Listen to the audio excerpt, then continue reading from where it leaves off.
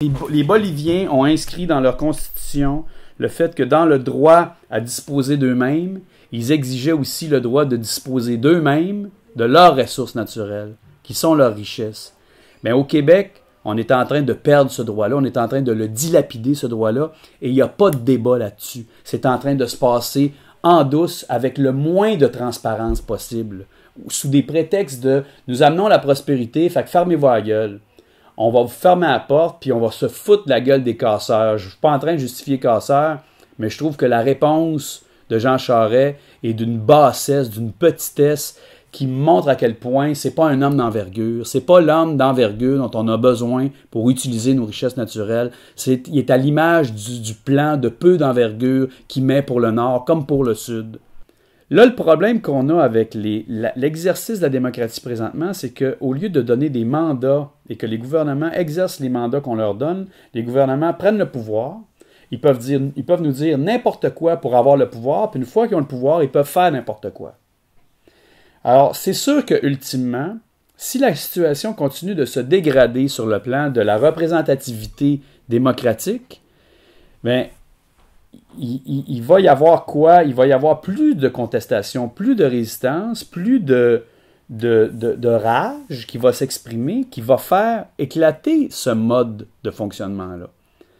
Tu sais, moi, une des personnes les plus indignées que j'ai rencontrées dans les dernières semaines, dans les derniers mois, c'est un homme de 80 ans qui a donné sa vie dans la coopération, qui s'appelle Claude Bélan, qui a été président du Mouvement Desjardins pendant plusieurs années, qui est quand même une autorité morale. Là, on ne peut pas le qualifier de poète hystérique comme moi. Mais Claude Bélan, il a passé 2 ans de sa vie à essayer de suggérer une réforme des institutions démocratiques. Et on a pris son rapport, puis on l'a mis sur une tablette, puis on n'a rien fait avec. Et il est extrêmement indigné de ça, parce que sa contribution n'est peut-être pas parfaite, mais elle est importante. C'est pas strictement le gaz de schiste. C'est pas strictement manganèse sans uranium, c'est pas strictement la protection des forêts, la protection de l'eau, la protection de la qualité de l'air, c'est pas strictement Kyoto. C'est tout ça, et tout ça participe d'un même mouvement. Au bout du compte, moi je me dis, ce qui est en jeu, et ça rejoint l'automne des indignés, puis ça rejoint le printemps des étudiants, c'est qu'il y a une minorité très puissante qui est convaincu du fait qu'en investissant dans le développement qu'ils proposent, ils vont amener le bonheur sur Terre, alors qu'il y a une majorité qui souffre, qui est appauvrie par cette manière de faire-là. Et un des principaux enjeux, c'est les ressources naturelles, qui sont une richesse collective. Mais là, on est en train de nous faire croire qu'il faudrait encourager absolument ce mode de vie-là qui est initié, qui est promu par une minorité, qui est très bien représentée au gouvernement. Et ce n'est pas strictement une affaire politique, là. Le plan Nord, ce n'est pas strictement le projet de Jean Charest. C'est le projet des intérêts qui ont mis Jean Charest au pouvoir pour faire la promotion de leurs intérêts. Alors, c'est ça qui est en jeu. L'industrie gazière, l'industrie pétrolière, l'industrie forestière, l'industrie minière, l'industrie de toute l'ingénierie qui supporte ça, elle contribue à la caisse du parti. En plus, on sait qu'on est dans une ère où il y a des soupçons importants de corruption de notre mode de fonctionnement. Donc, c'est sûr qu'on est convié à un changement radical qui doit s'appliquer dans les détails, dans toutes sortes de créneaux, mais je pense que, enfin moi, mon parti pris, c'est de me dire, fédérons, rassemblons tout ce monde-là. Redonnons-nous un sens de la communauté, un sens de la fraternité. Faisons en sorte que des artistes ne fassent pas strictement que de parler du problème des artistes. Faisons en sorte que des artistes et des écologistes puissent aussi appuyer les étudiants et que les étudiants puissent aussi être là pour parler de richesse naturelle. Parce que ça nous concerne tout le monde. Que la loi sur les mines autorise, sans que tu n'aies pas un mot à dire, une gazière à débarquer sur ta terre, puis à dire, nous autres, on est propriétaires de ce qui est en dessous, tu n'as pas un mot à y dire, tu n'es même pas obligé de le savoir, et si ça ne te tente pas, bien, la loi nous dit qu'on peut aussi te tasser puis t'exproprier. Il y a vraiment quelque chose qui m'avait choqué dans l'attitude des gazières et du gouvernement, et dans le sentiment de résignation ambiant que je voyais chez les citoyens, sentiment d'impuissance. On a quand même stoppé l'industrie, même si ce n'est pas réglé. Momentanément, le WOW, il a été efficace, il a été imposé. Le Canada sortir de Kyoto pour couvrir la business, tout le monde s'en fout et Harper se frotte les mains. Et là, je me dis, OK, qu'est-ce qu'on fait? On se dit, le 22 avril, on met 100 000 personnes dans la rue.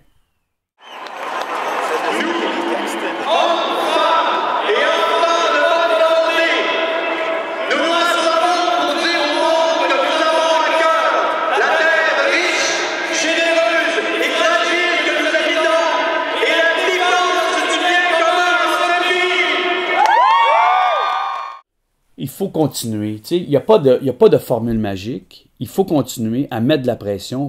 Il faut prendre... À partir du 22 avril, je pense qu'une chose qu'on peut faire, c'est qu'on peut se dire « Ah, ça fait du bien, on est fiers, ça nous rend heureux d'être ensemble. » Donc, continuons à être ensemble. Continuons à nous rassembler, à nous regrouper, à mettre de la pression, à trouver des solutions, à fournir des hypothèses qui vont servir l'esprit de coopération et la communauté. C'est ça qu'il faut continuer de faire. Et il faut continuer de faire à plusieurs niveaux. Il faut être très concret individuellement. Je dirais à tout le monde, tu veux faire quelque chose, embarque sur ton vélo, lâche ton char un peu, puis pédale un peu plus, marche un peu plus, prends plus de transport en commun. Ça, on le sait. Les citoyens doivent continuer de se rassembler. Pour moi, encore une fois, l'exemple du gaz de schiste est fantastique. Ça n'appartient pas. La contestation présentement, là, le respect qui est imposé à l'industrie pour le gouvernement, bien sûr, il est appuyé par des groupes de pression environnementaux et autres, mais c'est la puissance, la masse critique des comités de citoyens qui sont mobilisés qui vont faire en sorte qu'il n'y en aura pas d'acceptabilité sociale. Mais l'autre pas après, on devrait se dire, OK, là, investissons collectivement dans le biogaz. Partons là un certain nombre d'usines où on va recycler le fumier, les déchets organiques, puis faisons-en du gaz naturel. Ça, c'est des... Et quand je dis, moi, il faut penser esprit de coopération, on a les caisses des jardins, il y en a des capitaux disponibles pour ça, il y en a de la job à créer sur une base permanente, parce qu'il va toujours y en avoir du fumier, il va toujours en avoir des déchets. Alors, c'est pas l'affaire de, pendant 2 ans, on va venir forer là, on va mettre le tuyau, puis... Non, le biogaz, c'en est une alternative. Si tu réunis 300 000 personnes un dimanche après-midi où il fait super fret, 2 jours après une émeute, au lendemain d'une pluie battante, un matin où il a neigé, les partis politiques disent « OK, il y était 300 000 dans la rue, il y avait du monde partout au Québec. Si on calcule tout le monde qui est ensemble, là, il y a une masse critique importante qui est sortie. » Je ne sais pas c'est quoi le chiffre, mais on va dire là, 300 000 en réunissant tout ce monde-là, il n'y a pas de doute là-dessus, tu sais, s'ils veulent contester le chiffre. Là. Ces gens-là représentent des dizaines, des centaines de milliers d'autres. Là. Il y en a qui étaient d'accord, mais qui sont trop loin, sont trop vieux, ils ont fait trop fret, ils ont trop peur. Il y en a eu des gens qui ont dit, des gens m'ont dit, écoute, après les émeutes, nous autres, on a décidé de ne pas y aller parce qu'on a peur, puis on comprend ça. Mais ce que je veux dire, c'est que là, cette masse critique-là, qui vient d'affirmer son attachement à ces principes-là de partage de la richesse, de défense du bien commun, de protection de l'environnement, de respect des citoyens, bien, les partis politiques vont être obligés de traduire ça dans des politiques s'ils veulent gagner leur voix.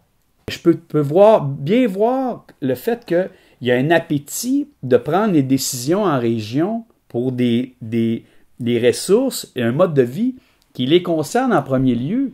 Quand on me dit, moi, depuis des mois, on va demander aux experts si ça se peut, puis on ne prendra pas l'avis des citoyens, moi, je leur dis, les premiers experts, c'est les citoyens, c'est eux autres qui vivent là. J'entends les écologistes, j'entends des artistes de tout horizon politique. Il y a des fédéralistes, des souverainistes, il y a du monde de droite, il y a du monde de gauche. Il y a du monde qui ne veulent pas être politique, puis il y a du monde qui sont prêts, qui sont plus agressifs. J'entends tous ces gens-là et j'essaie de rédiger une déclaration qui me met au diapason, où les gens vont dire, très bien, moi je signe ça, je suis d'accord avec ça. Et en même temps, je m'arrange pour que ça soit affirmé de façon assez solide, qu'il n'y ait pas d'équivoque, que nos demandes soient claires, même si c'est des principes généraux. Moi, j'ai mis les choses très claires assez rapidement avec tout ce monde-là en disant, moi, j'en fais un truc de liberté d'expression. Alors, la dernière chose que je veux perdre, c'est ma liberté d'expression. Or, il est possible que ma façon de parler ne fasse pas l'affaire de tel groupe, de tel groupe.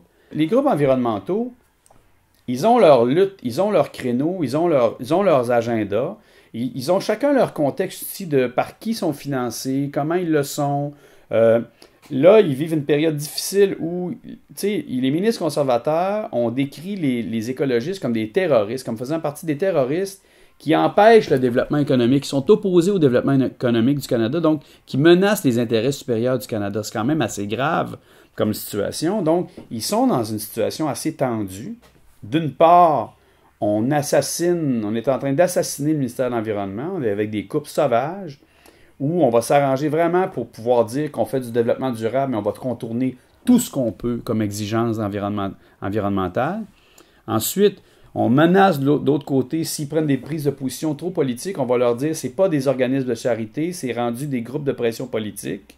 Donc, on va leur enlever leur numéro de charité pour aussi leur couper l'air d'un financement public par des particuliers normal. Alors, là, je comprends, il y a un état de fragilité, de fébrilité. Ils sont dans une situation de survie. Donc, je comprends les tensions et je les respecte et je les admire pour le dévouement qu'ils ont. Mais par ailleurs, moi, je ne veux pas me mettre personnellement dans une situation où, en disant ça puis en disant pas ça, je vais me faire taper sur les doigts. Je suis content qu'au bout du compte, on se soit entendu sur une déclaration de principe qui a uni tout ce monde-là, qu'on l'ait porté même si, a priori, dans les médias, on a beaucoup fait pour ne pas parler de cette chose-là. On a dit, les artistes s'engagent, les artistes ont des causes, l'environnement, le jour de la Terre. Donc, des fois, on essayait même de réduire à une question qui, à mon avis, était beaucoup plus large que la stricte question environnementale, quoique la question environnementale est importante, est au cœur, mais c'est une question aussi économique, politique, sociale, morale que je pose. J'ai annoncé un grand rassemblement, j'ai annoncé un geste de beauté, j'ai annoncé à ce qu'on sonne les cloches, mais il n'y a rien qui était sûr de tout ça. Il y avait beaucoup de fraternité qui s'est manifestée en disant « Oui, on va sonner les cloches, oui, on va venir marcher, oui, on va participer à ce geste-là », mais rien n'était certain. Puis, on l'a fait. Donc, on s'est fait la preuve que on est capable de se mettre l'exigence assez haute, puis on est capable de réussir. Fraternellement. C'est sûr que ça prend des leaders. Moi, j'assume mon rôle de leader là-dedans. J'ai entendu un appel, puis après ça, j'ai fédéré des artistes, puis des écologistes, puis après ça, un paquet de monde qui sont venus de partout, les églises. J'étais tellement content que le Père Lacroix, un dominicain de 96 ans, soit à nos côtés, puis Claude Bélan, puis Frédéric Bach de 88 ans, puis des enfants, mes enfants, le petit Emilien Néron. Il y avait un paquet d'enfants dimanche. Il y avait du monde de partout au Québec. C'était pas la clique du plateau, le gars d'Outremont. Non. C'était une affaire qui venait de partout. Et ça, moi, je trouve que ce qu'on s'est donné de plus, c'est le signe qu'on peut se mettre la barre haute, puis qu'ensemble, dans un esprit de coopération, dans un esprit de fraternité, quand on se met au service de cet esprit-là, on est capable de faire des choses qui sont au-delà de ce qu'on peut accomplir tout seul.